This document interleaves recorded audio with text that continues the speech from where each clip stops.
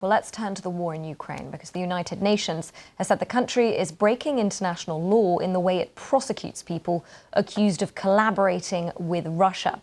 Since the full-scale war, there have been roughly 1,800 convictions, ranging from leaking military secrets to simply justifying the invasion online.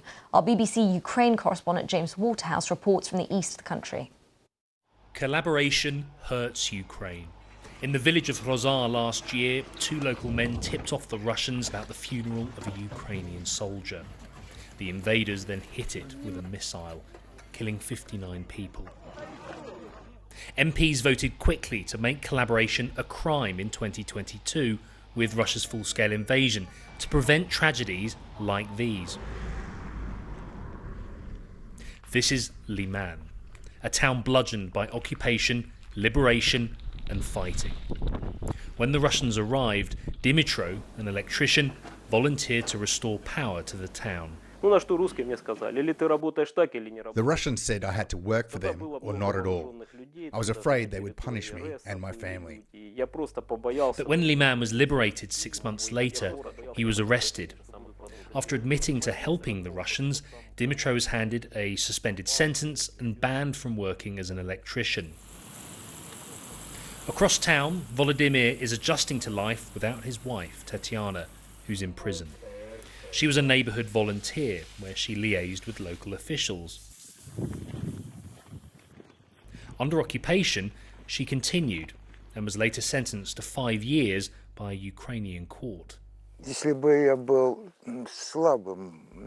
I were weak, I would burst into tears, he tells me. But what about his wife? We were granted permission to meet her at this prison 300 kilometres away. Tetyana is held in this separate block for convicted collaborators. She claims she was just giving out firewood. Prosecutors argued she'd illegally taken a job with the Russians. What's my crime? Fighting for my people. I did not work for the Russians. I survived and found myself in a prison.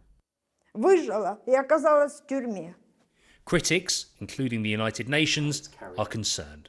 The law is problematic because it is vaguely worded. And in terms of compliance with international humanitarian law, it does criminalize acts that could be lawfully compelled by the occupying authority. But the message from one of the MPs who drew up the collaboration law is blunt. I strongly disagree with such a statement that this legislation is in breach of international law. What about those who act under duress, might be saying what they need to just survive? Look, the law is pretty much clear, saying that collaboration is a crime if you do it voluntarily, not under direct pressure. For now, this collaboration law is seen as necessary for tough justice, if it means Ukraine can be free of Russia's grasp. James Waterhouse, BBC News, Liman.